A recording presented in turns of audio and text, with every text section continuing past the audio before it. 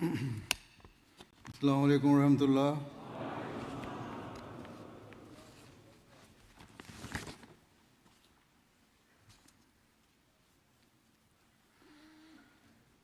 أشهد أن لا إله إلا الله وحده لا شريك له وأشهد أن محمدا عبده ورسوله أما بعد فأعوذ بالله من الشيطان الرجيم بسم الله الرحمن الرحيم الحمد لله رب العالمين الرحمن الرحيم مالك يوم الدين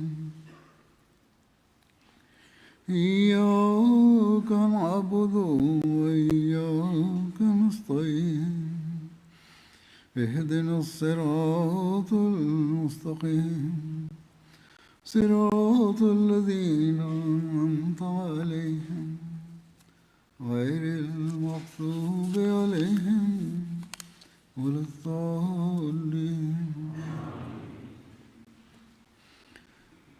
अल्लाह ताला के फजल से আল্লাহ তাআলার কৃপায় জলসা সালানা কাদিয়ান এখন সমাপ্ত হতে যাচ্ছে।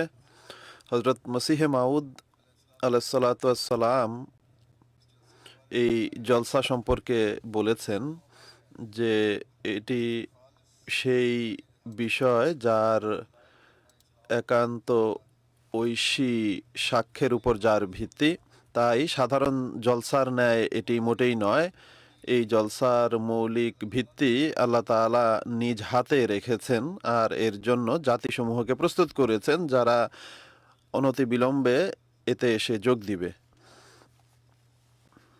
হযরত মসিহে মাউদ আলাইহিসসালাতু ওয়াসসালাম, আজ আমরা দেখতে পাচ্ছি যে পৃথিবীতে সর্বত্র এই জলসা অনুষ্ঠিত হচ্ছে, আর যেমনটি হযরত মসিহ মাউদ আলাইহিস সালাম বলেছিলেন, জাতিসমূহ তাতে অংশ নিচ্ছে। কাদিয়ানের সেই গ্রাম যেটিকে কেউ চিনতও না, আজ সেই জলসায় বা কাদিয়ানের জলসায় বিভিন্ন জাতি গোষ্ঠীর লোক অংশ নিচ্ছে। এই মুহূর্তে ৩৭টি দেশের প্রতিনিধিত্ব সেখানে হচ্ছে। অতএব এই বিষয়টি এই কথার সুস্পষ্ট প্রমাণ যে এই জলসা খোদা তাআলার বিশেষ সাহায্যপুষ্ট। কিন্তু আমাদের একই সাথে এটিও স্মরণ রাখতে হবে যে এর বরকত বা কল্যাণ থেকে প্রত্যেক সেই ব্যক্তি কল্যাণমণ্ডিত হবে যে হযরত মসিহে মাউদ আলাইহিসসালাতু ওয়াসসালামের সাথে কৃত নিজের বয়াতের অঙ্গীকারে প্রতিষ্ঠিত থাকবে, যারা নিজেদের আধ্যাত্মিক এবং চারিত্রিক উন্নতি এবং আধ্যাত্মিকতার ক্ষেত্রে উন্নতির দিকে দৃষ্টি দেয় না, তারা এ থেকে কল্যাণমণ্ডিত হতে পারবে না। হযরত মসিহে মাউদ আলাইহিসসালাতু ওয়াসসালাম আমাদের কাছ থেকে যে বয়াতের অঙ্গীকার নিয়েছেন, এর প্রত্যেক আহমদীকে সর্বদা এর প্রতি দৃষ্টি রাখা উচিত, আর বিশেষত এই জলসায় অংশগ্রহণকারীদের এদিকে বিশেষ দৃষ্টি দেওয়া উচিত। তবেই আমরা তাঁর আলাইহিসসালাতু ওয়াসসালামের দোয়ার উত্তরাধিকারী হতে পারবো, কেননা তিনি জলসায় অংশগ্রহণকারীদের জন্য অনেক দোয়া করেছেন, আর তাদের জন্যই করেছেন যারা নিষ্ঠাবান। তিনি এখানে বহু জ্ঞানগর্ভ এবং অন্যান্য, আপনারা এখানে বিভিন্ন জ্ঞানগর্ভ বক্তৃতা শুনে থাকবেন, এগুলো খুবই উপকারী ধর্মীয় বক্তৃতা হয়ে থাকে।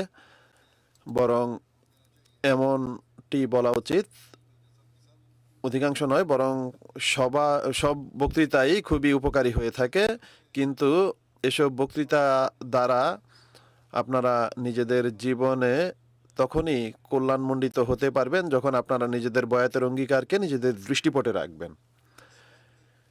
এই অঙ্গীকারের সত্যিকার হৃদয়ে এটির চর্চা করতে থাকা, এটি প্রত্যেক আহমদীর জন্য আবশ্যক।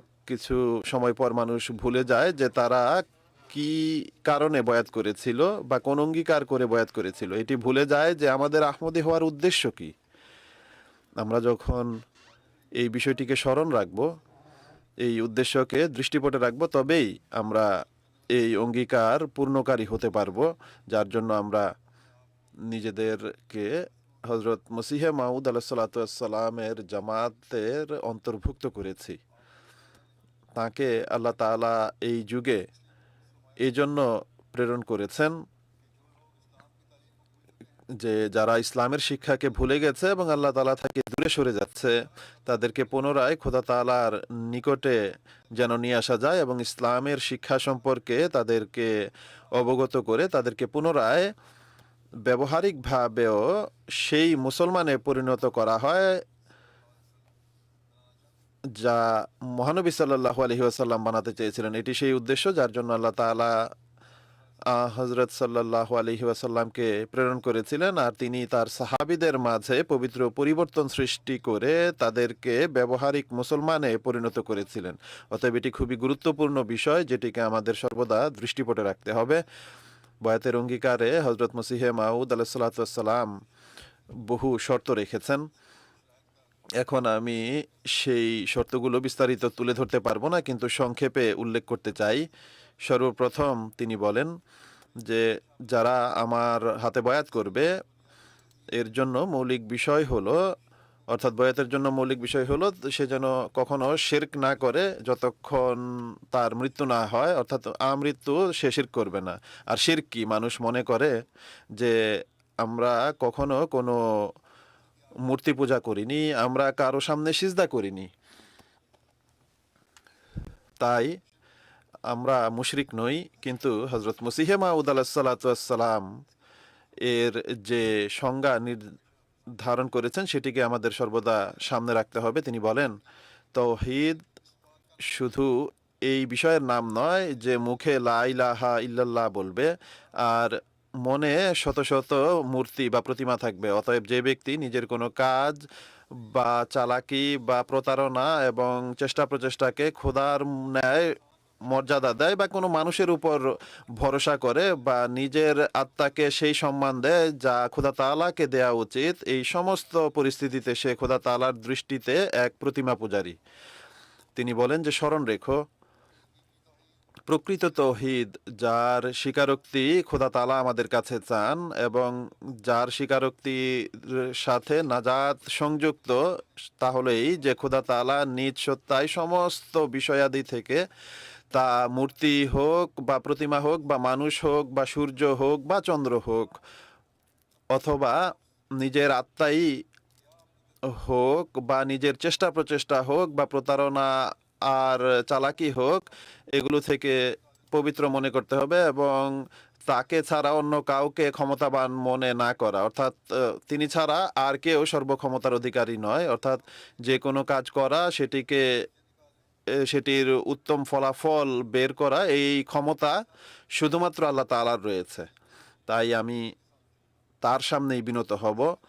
অতএব এই সূক্ষ্ম দৃষ্টির সাথে আমাদেরকে শিরক থেকে আত্মরক্ষা করতে হবে, তবেই আমরা হজরত মসিহে মাউদ আলাইহিসসালামের জামাতের অন্তর্ভুক্ত হওয়ার যে দায়িত্ব তা পালন করতে পারবো, যে সম্পূর্ণভাবে নিজেদেরকে শিরক মুক্ত করা। এরপর আজকাল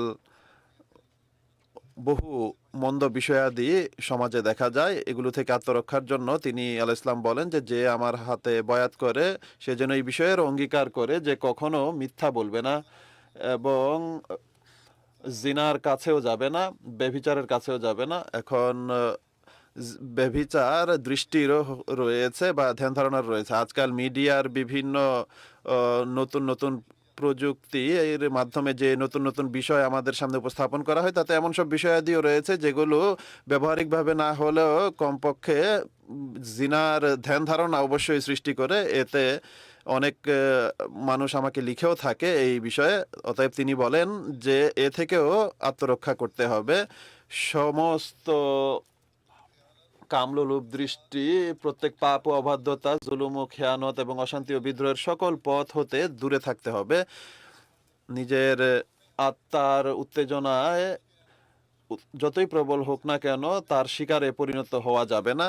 তোমরা যখন তা থেকে বাঁচতে পারবে তবেই আমার বয়াতের দায়িত্ব পালন করতে পারবে। এরপর তিনি বলেন যে যদি আমার সাথে বয়াত করে থাকো তাহলে 5 ওয়াক্ত নামাজ আল্লাহ তাআলা এবং তার রসুলের নির্দেশ অনুযায়ী আদায় করতে হবে এবং সাধ্যানুযায়ী তাহাজ্জুদ নামাজ পড়তে হবে। এরপর রসুল করিম সাল্লাল্লাহু আলাইহি ওয়াসাল্লামের প্রতি দরুদ প্রেরণ করতে হবে, নিজের পাপের জন্য ক্ষমা প্রার্থনা করতে থাকবে এবং ইস্তেগফার পড়তে থাকবে। আল্লাহ তাআলার অনুগ্রহ আন্তরিকতার সাথে স্মরণ করো এবং তার হামদ ও প্রশংসা করাকে নিজের নৈমিত্তিক অভ্যাসে পরিণত করো। মানুষ জিজ্ঞেস করে যে আল্লাহ তাআলার নৈকট্য ভাজন কিভাবে হওয়া যায়, তো আল্লাহ তাআলার নৈকট্য ভাজন এইভাবেই হওয়া যায় যেভাবে তিনি বলেছেন। আর তিনি আমাদের কাছে এই অঙ্গীকার নিয়েছেন যে আমার হাতে বয়াতকারী যেন এই অঙ্গীকার করে যে সে আল্লাহ তাআলার অনুগ্রহকে স্মরণ করবে এবং তার প্রশংসা করবে, তার হামদ করবে।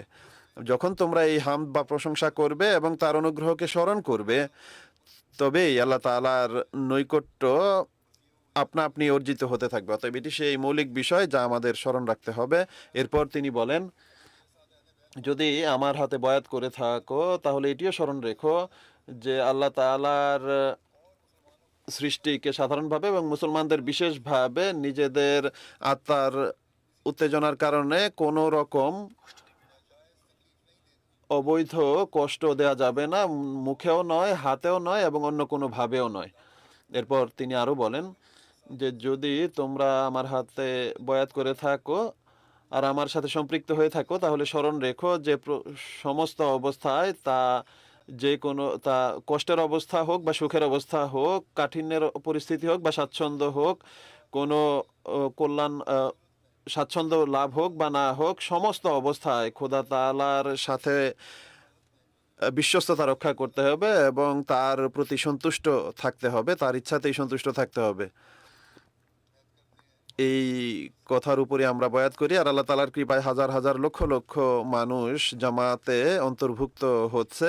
যারা জন্মগত আহমদী তাদের বয়োজ্যেষ্ঠরা বয়াত করেছিল আর এই বয়াতের অঙ্গীকারকেই আমরা প্রতি বছর পুনরাবৃত্তিও করি যে আমরা এই সব কিছু করব বা এগুলো মানব যেগুলো বয়াতের শর্তে লিখিত আছে। কিন্তু আমাদের সামনে বয়াতের শর্তগুলো থাকে না, যদিও এ সম্পর্কে এখন আমাদের সামনে বইও রয়েছে। তাই প্রত্যেক আহমদীকে এই শর্তগুলোকেও বিভিন্ন সময় নিজেদের সামনে রাখা উচিত এবং প্রত্যেক যদি বহু মানুষ থাকে তারা এগুলো লিখেও থাকে, তারা এই বয়াতের শর্তগুলো যারা নিষ্ঠাবান তারা এই শর্তগুলোকে ঘরে ঝুলিয়েও রেখেছে।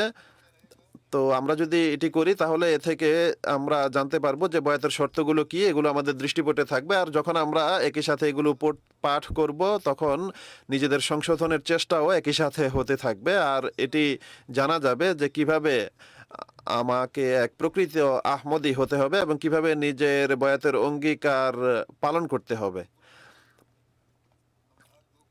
আমাদের সমস্ত কষ্ট আল্লাহ তাআলার পথে বরণ করতে প্রস্তুত থাকতে হবে এবং যে কোনো কঠিন পরিস্থিতি বা বিপদের সময় বিপদ আসলে আল্লাহ তাআলার কাছ থেকে মুখ ফিরিয়ে নেওয়া যাবে না, তার কাছেই বিনত থাকতে হবে। অনেকেই প্রশ্ন করে যে আমরা এত দোয়া করলাম কিন্তু এরপরও আমাদের উপর বিপদ এসে যাচ্ছে। তো এমন লোকদের কাছে স্পষ্ট থাকা উচিত যে এর অর্থ মোটেও এটি নয়।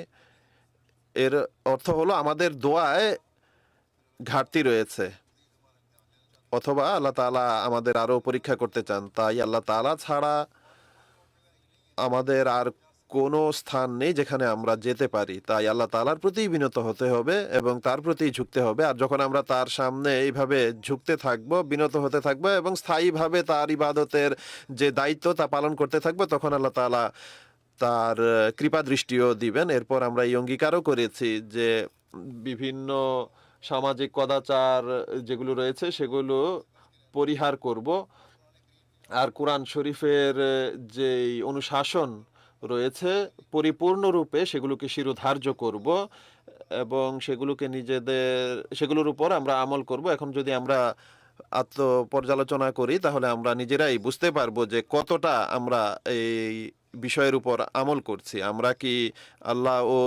রসুলের নির্দেশের উপর শতভাগ আমলকারী? যদি না হয়ে থাকে তাহলে আমাদের ইস্তেগফার করে এবং আল্লাহ তাআলার কাছে বিনত হয়ে এদিকে আরো বেশি দৃষ্টি দেওয়া উচিত। কুরআনী নির্দেশাবলী সন্ধান করে আদেশ নিষেধ গুলো জেনে এর উপর আমল করতে হবে। এরপর তিনি বলেন যে যদি আমার হাতে বয়াত করে থাকো তাহলে এই ব্যাধিও পরিত্যাগ করতে হবে, অর্থাৎ কখনো ঈর্ষা ও গর্ব করা যাবে না। সর্বতভাবে এটিকে পরিহার করো, দীনতা আর সেসব নেকি অর্জন করতে হবে, যেমনটি হলো দীনতা, বিনয়, শিষ্টাচার, এগুলো অবলম্বন করতে হবে এবং অনাড়ম্বর জীবনযাপন করার অঙ্গীকার করতে হবে। তবেই তোমরা প্রকৃত আহমদী হতে পারবে। অতএব এই বিষয়টিকে আমাদের সর্বদা নিজেদের দৃষ্টিপটে রাখতে হবে আর এই বিষয়টি যাচাই করতে থাকা উচিত যে কত দূর আমরা এর উপর আমল করতে পারছি। এরপর তিনি বলেন যে আমার জামায়াতের অন্তর্ভুক্ত হয়েছ এবং আমার হাতে যদি বয়াত করে থাকো তাহলে এটিও অঙ্গীকার করো যে ধর্ম ও ধর্মের সম্মান করাকে এবং ইসলামের প্রতি আন্তরিকতাকে নিজ ধন, প্রাণ, মান, সম্ভ্রম, সন্তান, সন্ততি ও সকল প্রিয়জন থেকে প্রিয়তর জ্ঞান করবে, সম্পূর্ণভাবে আল্লাহ তাআলার সন্তুষ্টি অর্জনের চেষ্টা করবে এবং ধর্মের খাতিরে সমস্ত কুরবানির জন্য প্রস্তুত থাকবে। আমরা নিজেদের বিভিন্ন ইজতেমা এবং অন্যান্য উপলক্ষেও এই অঙ্গীকার পুনরাবৃত্তি করি, কিন্তু এই অঙ্গীকার শুধু পুনরাবৃত্তি করার জন্য নয়, বরং এটিকে আমাদের সর্বদা দৃষ্টিপটে রাখতে হবে এবং এর উপর আমল করারও সর্বাত্মক চেষ্টা করতে হবে। এরপর তিনি বলেন যে আরও স্মরণ রাখবে যে আমার বয়াতের অধিকার তখনই প্রদান করতে পারবে যখন আল্লাহ তাআলার সৃষ্টির প্রতি ভালোবাসা রাখবে, আর এই ভালোবাসা শুধু আল্লাহ তাআলার খাতিরে হবে। যতদূর তোমার দ্বারা সম্ভব, যত শক্তি সামর্থ্য আল্লাহ তাআলা তোমাদের দিয়েছেন সেগুলো দ্বারা মানব জাতির কল্যাণ সাধনের চেষ্টা করো। এর জন্য আর্থিক কুরবানিও রয়েছে, সময়ের কুরবানিও রয়েছে এবং অন্যান্য উপায়ে সাহায্য করার মাধ্যম রয়েছে। তো যেভাবেই মানুষ অন্যের এবং আল্লাহ তাআলার সৃষ্টির উপকার করতে পারে তার তা করা উচিত। এরপর তিনি বলেন যে বয়াতের অধিকার তখনই আদায় হবে যখন তোমরা আমার সাথে অর্থাৎ হযরত মসিহ মাউদ আলাইহিস সালামের সাথে পূর্ণ আনুগত্যের দৃষ্টান্ত প্রদর্শন করবে। তিনি বলেন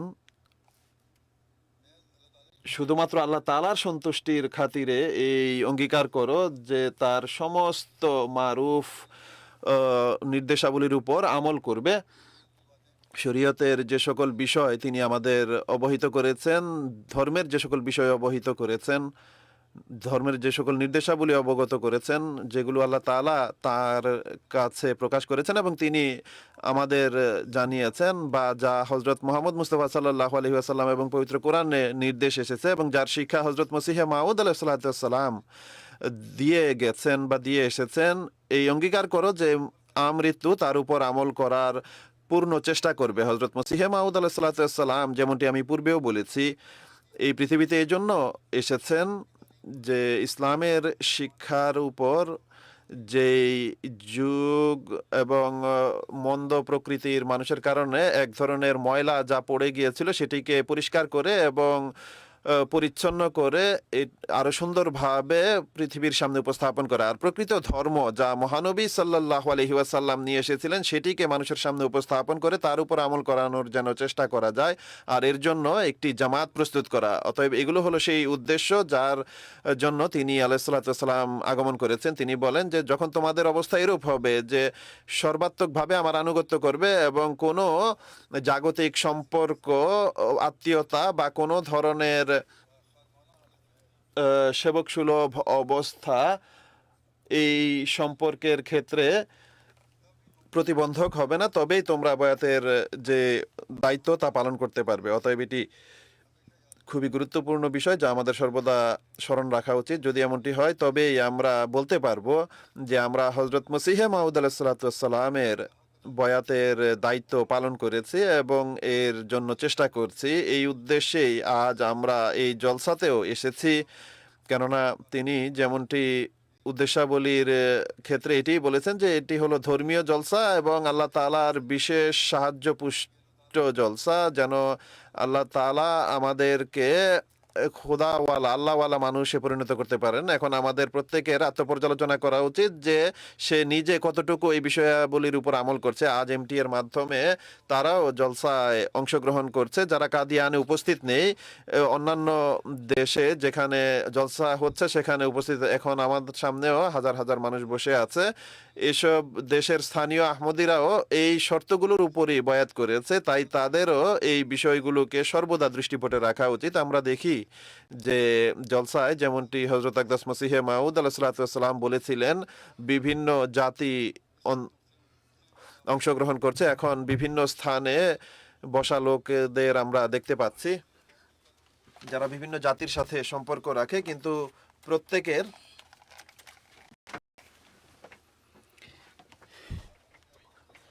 এগুলো বিশ্লেষণ করতে থাকা উচিত। অতএব যেখানে আমরা বয়াত করে জলসা থেকে লাভবান হয়ে নিজেদের আধ্যাত্মিক উন্নতির ব্যবস্থা করছি, সেখানে এই বিষয়টিও সুস্পষ্ট যে এই জলসা হজরত মসিহ মাউদ আলাইহি সাল্লাতু ওয়াসাল্লামের মাধ্যমে যিনি মহানবী সাল্লাল্লাহু আলাইহি ওয়াসাল্লামের নিষ্ঠাবান দাস, তিনি আমাদের মাঝে একতা সৃষ্টি করেছেন।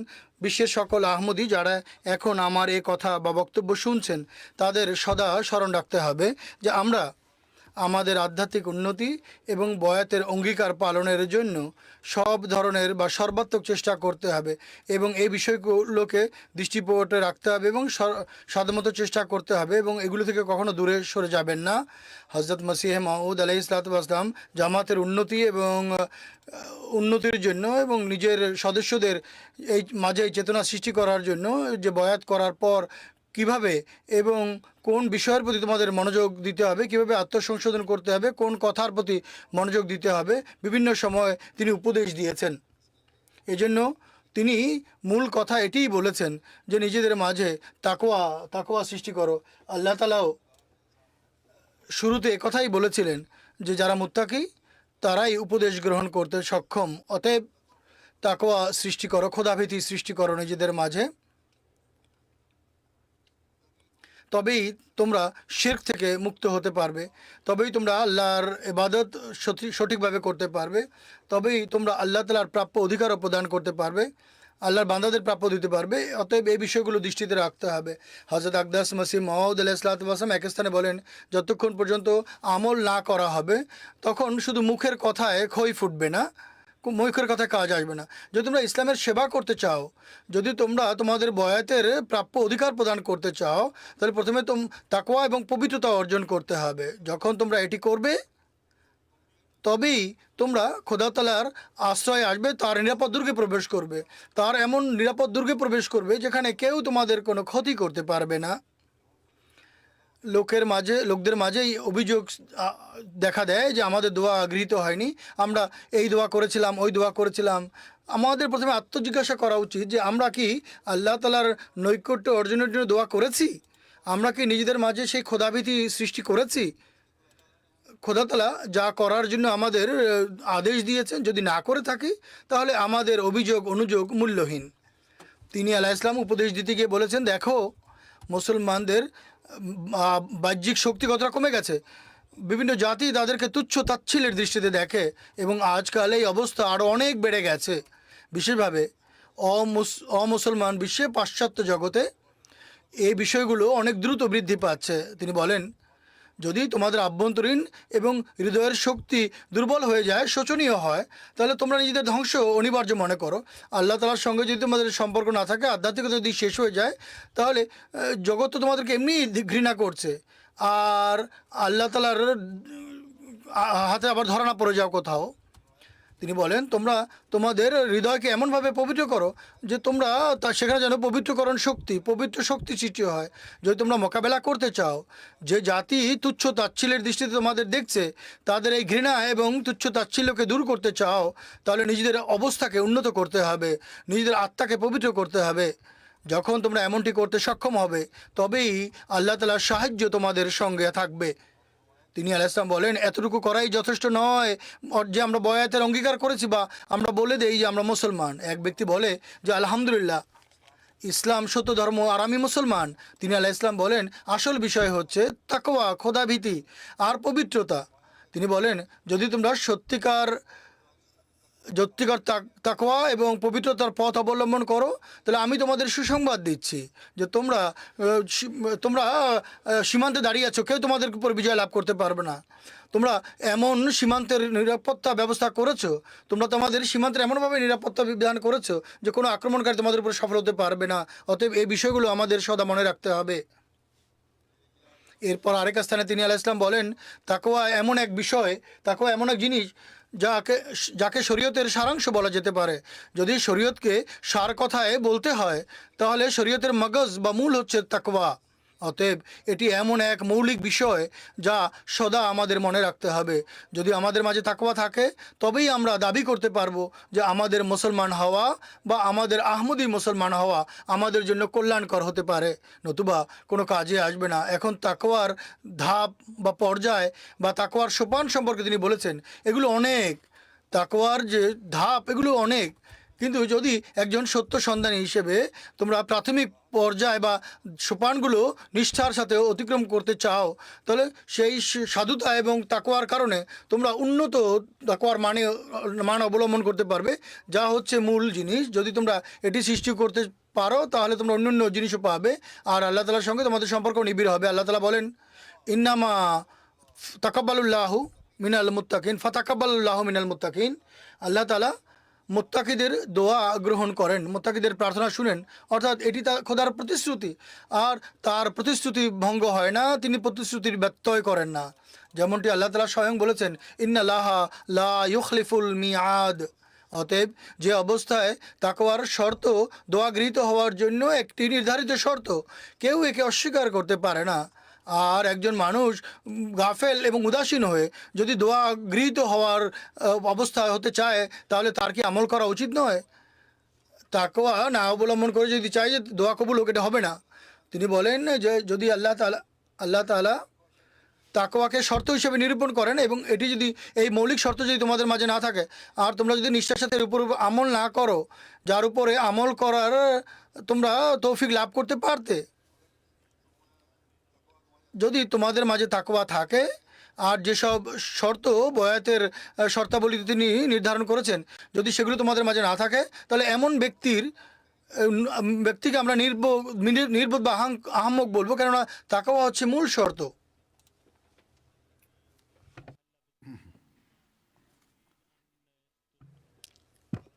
আল্লাহ তাআলার সাথে দোয়া গৃহীত হওয়ার জন্য যে শর্ত আছে তা যদি এক ব্যক্তি পূর্ণ না করে আর যদি এই অভিযোগ করতে থাকে যে আমার দোয়া গৃহীত হয়নি অথবা আল্লাহ তাআলার সঙ্গে আমার সম্পর্ক গড়ে উঠছে না, তিনি বলছেন যদি, কেননা আমাদের জন্য আবশ্যক যতটুকু সম্ভব প্রত্যেকে যেন তাকওয়ার পথে বিচরণ করে, তাকওয়ার পথে পরিচালিত হয়, যাতে দোয়া গৃহীত হওয়ার যে স্বাদ তারা আস্বাদন করতে পারে এবং ঈমান বৃদ্ধির কারণ হয় বা ঈমান বৃদ্ধির লাভ হয়। আরেক স্থানে তিনি আলাইহিস সালাম বলেছেন, আমি আমার জামাতকে সম্বোধন করে বলছি, যদি প্রয়োজন দেখা দেয় তাহলে সৎকর্মের প্রয়োজন, খোদা তাআলার কাছে যদি কোনো জিনিস পৌঁছে তাহলে একমাত্র সৎকর্মই পৌঁছবে। ইলাইহা ইয়াস আদু জাসাদুল কালেমুত তাইয়েব, ইলাইহা ইয়াস আদুল কালেমাতুত তাইয়েব,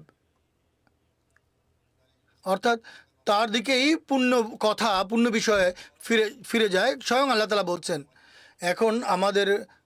তিনি বলছেন এখন আমাদের কলম মহানবী সাল্লাল্লাহু তরবারির সমতুল্য, কিন্তু বিজয় সেই লাভ করতে পারে যে মুত্তাকি বা খোদাভীরু। আল্লাহ তাআলা প্রতিশ্রুতি দিয়েছেন, কানা হাক্কান আলাইনা নাসরুল মুমিনিন, মুমিনদের সাহায্য করা আমাদের দায়িত্ব। লা ইয়াজাল্লাহু লিল কাফিরিনা ইলাল মুমিনিনা সাবিলা, আল্লাহ মুমিনদের উপর কাফেরদের কখনো বিজয় দেন না। তাই তোমরা মনে রাখবে তোমাদের বিজয় হচ্ছে তাকওয়া। যদি তোমরা বিজয় লাভ না করো তার অর্থ হচ্ছে তোমাদের মাঝে তাকওয়া নেই, তোমরা সত্যিকার অর্থে মুমিন নও। যদি তোমাদের মাঝে তাকওয়া থাকে তবেই তোমরা সফল হতে পারবে।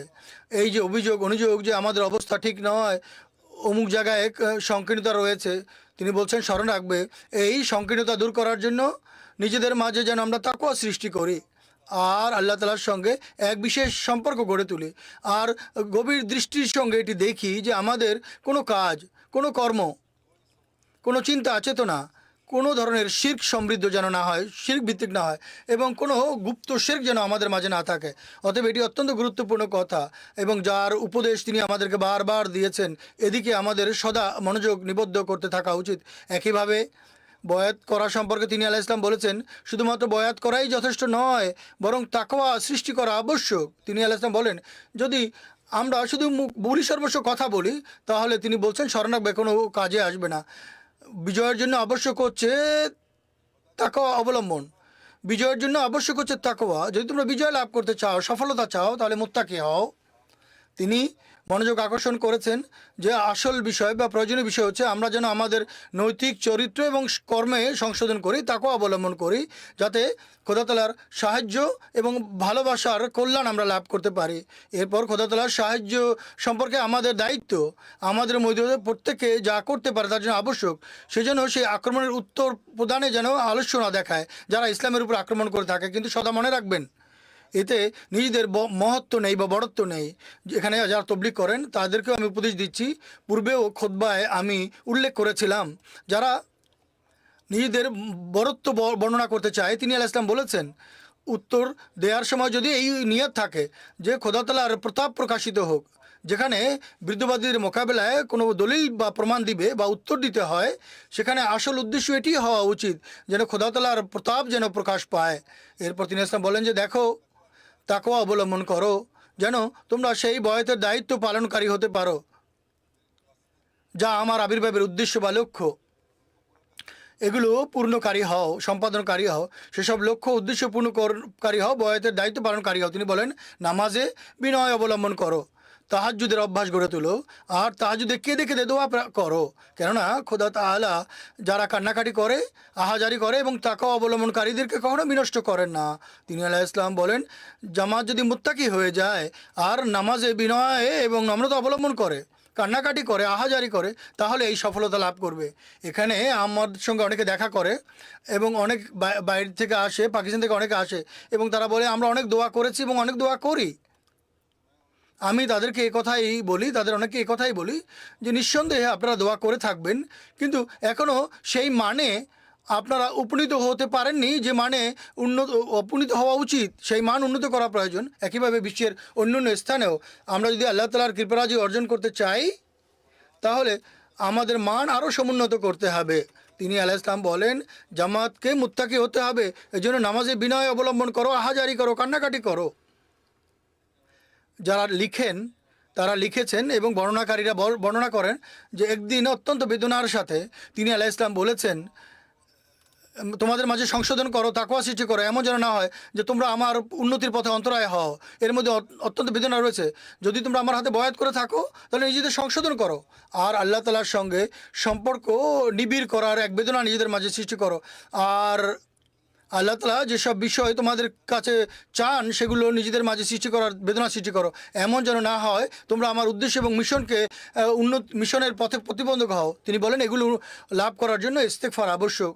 তিনি বলেন, খুব ভালোভাবে স্মরণ রেখো, আল্লাহ তাআলাকে ছেড়ে দোয়া এবং তদবিরের উপরে ভরসা করা এটি নির্বুদ্ধিতা। নিজেদের জীবনে এমন পবিত্র পরিবর্তন সাধন করো যাতে বোঝা যায় যে তোমাদের জীবন নতুন জীবন। বয়াতের উপকার তখনই হবে যখন আমরা আমাদের নিজেদের জীবনে এক পবিত্র পরিবর্তন সাধন করব, এমন এক নতুন জীবন এবং পবিত্র পরিবর্তন সৃষ্টি করব যা সুস্পষ্ট এবং দৃশ্যমান। তিনি বলেন, ইস্তেগফার বেশি বেশি করো। যারা বেশি বেশি ইস্তেগফার করে এবং যারা জগতের ব্যস্ততার কারণে, জগতের কাজে লিপ্ত হওয়ার কারণে সময় কম পায়, ইস্তেগফার এবং ধর্মের প্রতি তাদের মনোযোগ নেই এবং তাদের অনেক বেশি ভয় পাওয়া উচিত। তিনি বলেন, যারা জগৎ পূজায় লিপ্ত তাদের অনেক বেশি ভয় করা উচিত। যারা চাকরিজীবী, তাদের দ্বারা অনেক সময় খোদার প্রাপ্য প্রদানে আলস্য দেখা দেয় এবং তারা পালন করতে পারে না। তাই অপারগ অবস্থায় জোহর এবং আসর এবং মাগরিব এবং এশা জমা করে পড়ে নেওয়া বৈধ, কিন্তু এটি অভ্যাসে পরিণত করা উচিত নয়। নামাজ জমা করে পড়া উচিত, কিন্তু একথা বলা যে আমরা ভুলে গিয়েছিলাম এবং নামাজ পড়িনি, এটা ভুল। প্রত্যেক আহমদীর এই কাজ থেকে বিরত থাকা উচিত। অনেক মানুষ নামাজের প্রতি মনোযোগ দেয় না। আর জলসায় এসেছেন আপনারা, এই 3 দিন জলসা চলাকালীন সময় যেখানেই জলসা হচ্ছে, নামাজ এবং তাহাজ্জুদ নামাজের প্রতি আপনাদের মনোযোগ দিতে হবে। রিপোর্ট এটি এসছে যে আপনারা মনোযোগ দিচ্ছেন, কিন্তু যখন বাড়িতে ফিরে যান তখন সেই নিয়মিত অবস্থা থাকে না যেটি থাকা উচিত। তাই তিনি বলেছেন, আল্লাহর এবং আল্লাহর বান্দাদের প্রাপ্য অধিকার প্রদানের ক্ষেত্রে বাড়াবাড়ি করো না। যদি সঠিকভাবে প্রদান করো তাহলে আল্লাহ তাআলা তোমাদেরকে জাগতিক নিয়ামতে ভূষিত করতে থাকবেন।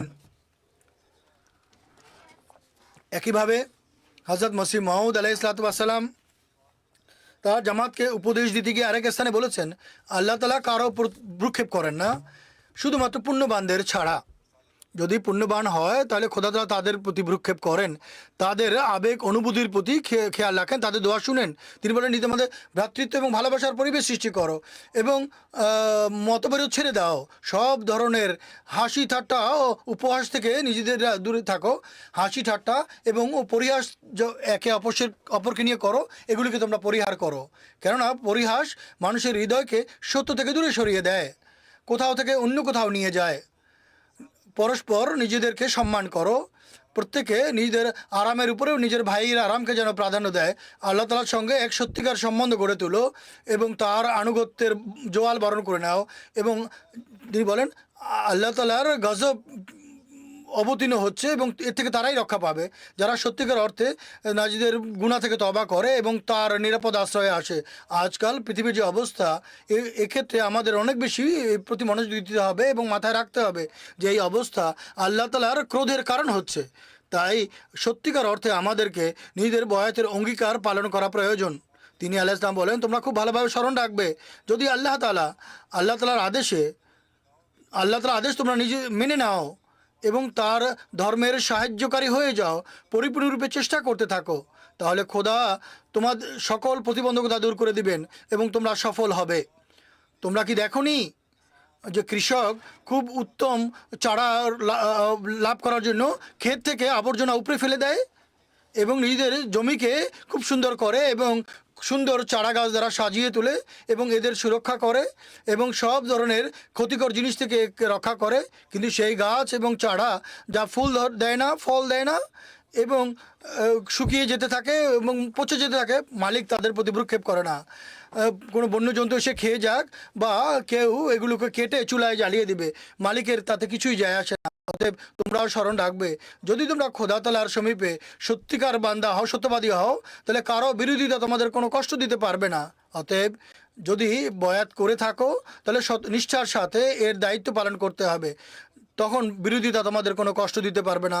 আল্লাহ তাআলার সন্তুষ্টির খাতিরে সব ধরনের বিরোধিতা এবং কষ্টকে তোমরা তুচ্ছ জ্ঞান করবে। তিনি বলেন, যদি তোমরা নিজেদের অবস্থার সংশোধন না করো আর আল্লাহ তাআলার সঙ্গে সত্যিকার আনুগত্যের অঙ্গীকার না করো, তাহলে আল্লাহ তাআলা তোমাদের কোনো কিছুর প্রতি ভ্রুক্ষেপ করবে না। হাজার হাজার ভেড়া ছাগল প্রতিদিন জবাই করা হয়, কেউ তাদের প্রতি দয়া করে না, কিন্তু যদি একজন মানুষ মারা যায় তাহলে কত কষ্টদায়ক কথা হয়ে থাকে এবং এর জন্য হইচই পড়ে যায়।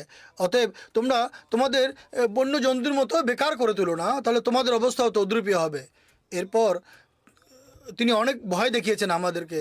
এরপর আল্লাহ তাআলা তোমাদের প্রতি কোনো ভ্রুক্ষেপ করবে না। তোমাদের উচিত তোমরা খোদা তাআলার বান্দাদের অন্তর্ভুক্ত হও, যাতে কোনো ধরনের বিপদ আপদ মহামারী তোমাদের উপরে কোনো ক্ষতি ফেলতে না পারে।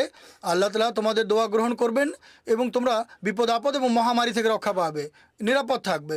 তিনি বলেন, কেননা কোনো বিষয় আল্লাহ তাআলার অনুমতি ছাড়া পৃথিবীতে সম্পাদিত হয় না।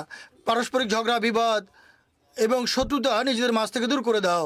পারস্পরিক ঝগড়া বিবাদ পরিত্যাগ করে ভাই ভাই হয়ে যাও, এক জাতিতে পরিণত হও এবং এক বিশেষ ভালোবাসা এবং প্রেমময় পরিবেশ যেন তোমাদের মাঝে সৃষ্টি হয়। এটি তোমাদেরকে রক্ষা করতে পারবে।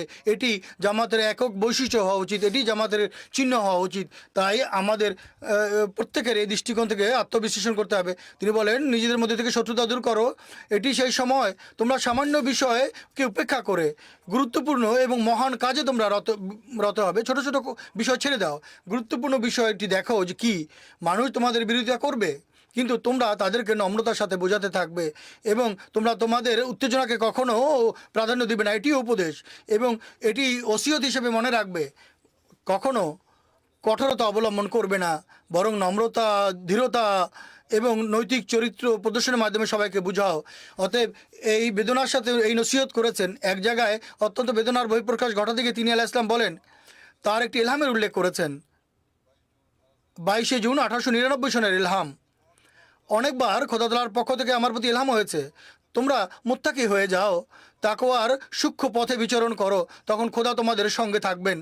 হযরত মসিহ মাউদ ইসলাম বলেছেন, তিনি জামাতকে বলেছেন, অতএব এটি হচ্ছে মৌলিক বিষয় যা আল্লাহ তাআলা তাকে বাতলে দিয়েছেন, তোমার জামাতের মাঝে এই গুণ বৈশিষ্ট্য সৃষ্টি করো। তিনি বলেন, এর ফলে আমার হৃদয়ে গভীর বেদনা সৃষ্টি হয়েছে যে আমি কি করব যাতে আমাদের জামাত সত্যিকার তাকওয়া এবং পবিত্রতা অবলম্বন করে। তিনি বলেন, আমি এত বেশি দোয়া করি যে দোয়া করতে করতে আমি দুর্বল হয়ে পড়ি, অনেক সময় আমি ক্লান্ত হয়ে যাই, শ্রান্ত হয়ে পড়ি, অচেতন হওয়ার উপক্রম হয় বেদনার কারণে, যেন আল্লাহ তাআলা জামাতের মাঝে এমন তাকওয়া সৃষ্টি করে। অতএব এ কথা শুনে আমাদের আত্মজিজ্ঞাসা করা উচিত যে আমরা কতটা তাকওয়ার পথে বিচরণ করছি এবং আমরা আমাদের বয়াতের অঙ্গীকার পালন করছি।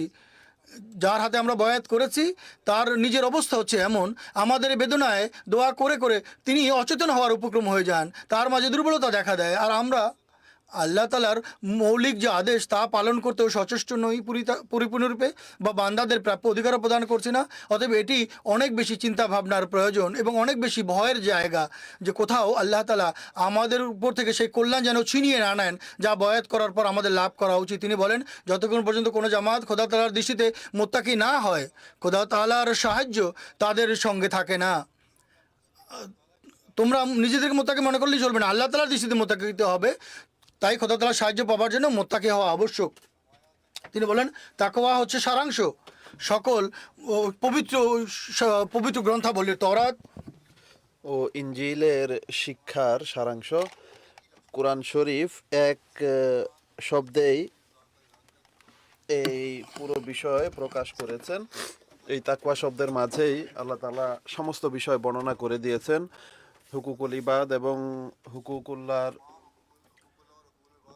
আল্লাহ তাআলা এবং আল্লাহর বান্দার অধিকার সম্পর্কিত সমস্ত বিষয়াদি আল্লাহ তাআলা এই তাকওয়া শব্দের মাঝেই প্রকাশ করেছেন। অতএব এদিকে আমাদের দৃষ্টি দেওয়া উচিত এবং আমাদের বোঝা উচিত যে আমরা এদিকে দৃষ্টি দিয়ে যখন বয়াতের শর্তের প্রতি ফিরবো তখন আমরা সমস্ত বিষয়ের বাস্তবতাও বুঝতে পারবো। তিনি বলেন যে আমি এই চিন্তায়ও রয়েছি যে আমার জামাতের মধ্য থেকে সত্যিকার মুত্তাকি, ধর্মকে জাগতিকতার উপর প্রাধান্য দানকারী এবং আল্লাহওয়ালা লোকদের পৃথক করব যাদের সন্ধান আমরা করেছি, আর এরপর তাদেরকে এই কাজ দিব। অতএব আমাদের চেষ্টা করা উচিত যে আমাদের সবাই যেন তাদের অন্তর্ভুক্ত হতে পারি যাদের সন্ধান তিনি করেছেন, এবং এরপর ধর্মের মাহাত্ম্যের জন্য এবং ধর্মকে প্রচারের জন্য নিজেদের দায়িত্ব তারা পালন করবে। বিশেষত বর্তমান যুগে যারা ওয়াকফে জিন্দেগি রয়েছে তাদের অনেক বেশি এদিকে দৃষ্টি দেওয়া উচিত। এখন আল্লাহ তাআলার কৃপায় ওয়াকফে নওদেরও একটি বিশেষ দল প্রস্তুত হচ্ছে। তাদের বিশেষভাবে হজরত মসিহে মাউদ আলাইহিসসালামের এই কথা স্মরণ রাখতে হবে। আর সাধারণভাবে যেমনটি আমি বলেছি, প্রত্যেক জামাতের সদস্যের উচিত তাকওয়ার পথে চলা এবং হজরত মসিহ মাউদ আলাইহিস সালামের দোয়ার উত্তরাধিকারী হওয়ার চেষ্টা করা। आपने अपने তিনি তার মান্যকারীদের জন্য একটি দোয়া করেছেন যে, হে রাব্বুল আলামিন, তোমার অনুগ্রহের কৃতজ্ঞতা আমি আদায় করতে পারবো না। তুমি একান্ত রহিম ও করিম এবং তোমার অগণিত অনুগ্রহ রয়েছে আমার প্রতি। আমার গুনাহ ক্ষমা করো যেন আমি ধ্বংস না হই। আমার হৃদয়ে নিজের সত্যিকার ভালোবাসা সৃষ্টি করো যেন আমি জীবন লাভ করতে পারি, এবং আমার দোষ ত্রুটি ঢেকে রাখো এবং আমার প্রতি এমন অনুগ্রহ করো যেন তুমি আমার প্রতি সন্তুষ্ট হও। আমি তোমার কাছে এই বিষয়ে আশ্রয় চাচ্ছি যে তোমার শাস্তির মুখে যেন আমি না পড়ি এবং জাগতিক বিপদ থেকে আমাকে রক্ষা করো, কেননা সমস্ত বিষয় তোমারই কর্তৃত্বাধীন। অতএব এই সেই দোয়া যা তিনি আমাদের শিখিয়েছেন এবং আমাদের এই দোয়া করার নসিহত করেছেন। এই দোয়া করো এবং আল্লাহ তাআলার সাথে সম্পর্ক গড়ো, এর জন্য দোয়া করো। আল্লাহ তাআলা এই সম্পর্ককে উত্তরোত্তর বৃদ্ধি করুন। অতএব আমরা যদি এই বিষয়গুলোর উপর আমল করি তাহলে ইনশাআল্লাহ তাআলা আমরা সেসব উদ্দেশ্যাবলী অর্জনকারী হতে পারবো যার জন্য হজরত মসিহে মাউদ আলাইহিসসালাম আগমন করেছেন, আর যেগুলো অর্জনের জন্য তিনি আমাদের কাছ থেকে বয়াতের অঙ্গীকার নিয়েছেন। অতএব আমরা যদি হজরত মসিহ মাউদ আলাইহিস সালামের দোয়ার উত্তরাধিকারী হতে চাই এবং বিশেষত সেই দোয়ার উত্তরাধিকারী হতে চাই যা জলসায় অংশগ্রহণকারীদের জন্য তিনি করেছেন, তাহলে সর্বদা আমাদের এই বিষয়গুলোকে দৃষ্টিপটে রাখতে হবে। বয়াতের অঙ্গীকার কে অনুধাবন করা এবং পালনের জন্য সর্বদা এটিকে দৃষ্টিপটে রাখুন বা এমন স্থানে রাখুন যেখানে প্রতিনিয়ত আপনাদের দৃষ্টি পড়ে। মানুষ অনেক কিছুই ফ্রেম বানিয়ে রাখে, যদি এটিও রাখে তাহলে এ থেকে উপকারী হবে। আল্লাহ করুন আমাদের প্রত্যেকে যেন নিজেদের অবস্থার মাঝে পবিত্র পরিবর্তন সৃষ্টিকারী হতে পারে এবং এই চেষ্টা রত হয় যে আমরা যেন আমাদের বয়াতের অঙ্গীকার পালন করতে পারি। এই বিষয়ে হজরত মসিহে মাউদ আলাইহিস সালাম অগণিত নসিহত অত্যন্ত বেদনার সাথে করেছেন। কিছু আমি আপনাদের সামনে এখন উপস্থাপন করেছি। যদি তার যে নসিহত রয়েছে এবং দোয়া রয়েছে যা তিনি আমাদের জন্য করেছেন, এগুলোর উত্তরাধিকারী যদি আমরা হতে চাই, এগুলো যদি পেতে চাই, তাহলে আমাদের নিজেদের অবস্থায় পরিবর্তন আনতে হবে, এক স্পষ্ট পরিবর্তন সাধন করতে হবে। যদি এমনটি হয় তবেই আমরা সেই উদ্দেশ্য সাধনকারী হতে পারবো যা বয়াতের উদ্দেশ্য। আল্লাহ তাআলা আমাদের সেই তৌফিক দান করুন। এখন দোয়ায় যোগ দিন।